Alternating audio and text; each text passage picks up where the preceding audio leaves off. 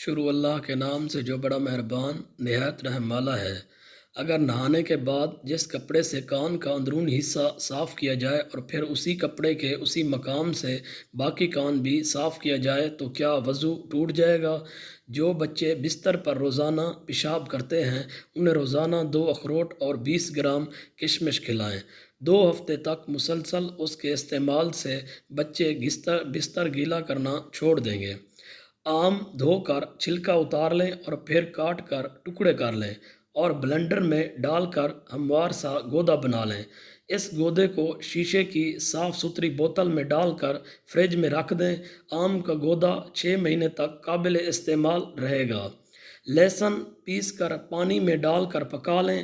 اس میں تھوڑا سا لیموں کا رس شامل کر لیں۔ اس میں ناخنوں میں چمک آتی ہے۔ بچے کو سوتے وقت شہد ضرور کھلائیں۔ شہد کے استعمال سے نیند میں پیشاب نکل جانے کی بیماری دور ہو جاتی ہے۔ سفید تل بچوں کے اس مسئلے کے لیے جانے مانے اور مستند سمجھے جاتے ہیں۔ تل کے لڈو، تل کی چکی یا تل کو باریک پیس کر دودھ کے ساتھ بھی کھلا سکتے ہیں۔ اگر بچہ بستر گیلا کرتا ہو اس کے لیے چھوارے بہت مفید ہیں۔ روزانہ رات میں بچے کو چھوارے ضرور کھلائیں۔ 7 دن میں بھی بچے کو 2 بار چھوارے کھلائیں۔ ایک بڑے دیگچے میں پانی ڈال کر چولہے پر رکھیں۔ پانی ابل جائے تو آڑو اسی ابلتے ہوئے پانی میں ڈال کر پکنے دیں۔ کسی برتن میں ٹھنڈا پانی اور برف ڈال دیں اور 2 سے 3 منٹ آڑو کو پکانے کے فوراً بعد برف کے پانی میں ڈال کر آڑو کا چھلکا اتار کر ٹکڑے کر لیں۔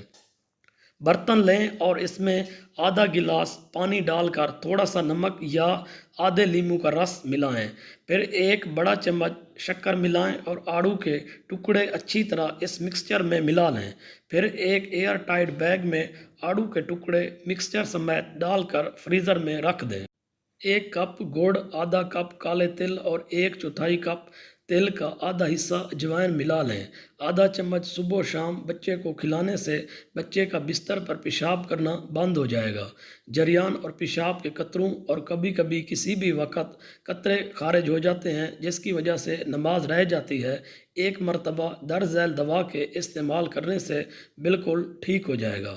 ہوا شافی خام پھٹکڑی اصلی حالت میں 10 گرام، کباب چینی 100 گرام دونوں باریک پیس لیں۔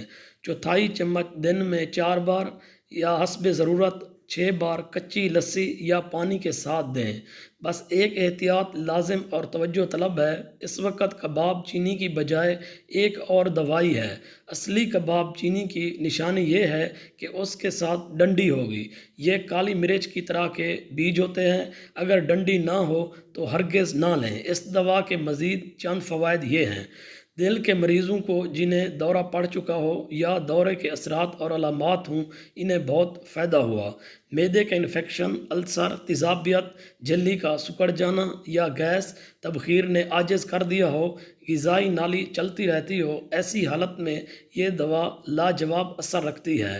ہاتھ پاؤں کی جلن، سینے کی تیزابیت، معدے کی جلن، طبیعت میں بے چینی، سانس پھولنا وغیرہ کے لیے جس کسی نے آزمایا مفید پایا۔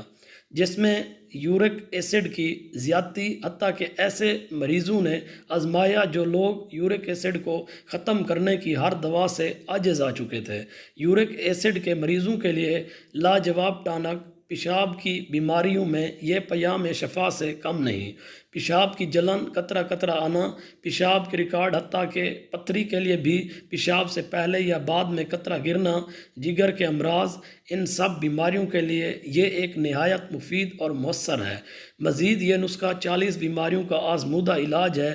یہ نسخہ کافی لوگوں نے آزمایا، اسے لاجواب پایا۔ جو لوگ کان کے مسائل میں ہیں، جن کو پیپ آتی ہو، سنائی نہ دیتا ہو، وہ استعمال کریں، اللہ کے حکم سے شفا ہوگی۔ ملٹھی، ہلدی، سونف، ہم وزن اور کالا نمک حسب ضرورت لے کر باریک کر کے چھان لیں۔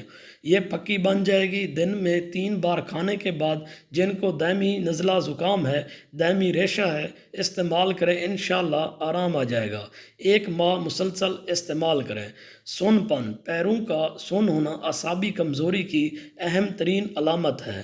جن کے اعصاب تک کسی بھی سبب مطلوبہ خون نہ پہنچ پائے تو خون میں شکر کی مقدار بڑھنے کے نتیجے میں اعصابی کمزوری جنم لیتی ہے۔ ابتدا میں پیروں میں شدید درد ہوتا ہے، پھر بتدریج سون پن یا پیروں میں سنسناہٹ یا چونٹیاں رینگتی محسوس ہوتی ہیں۔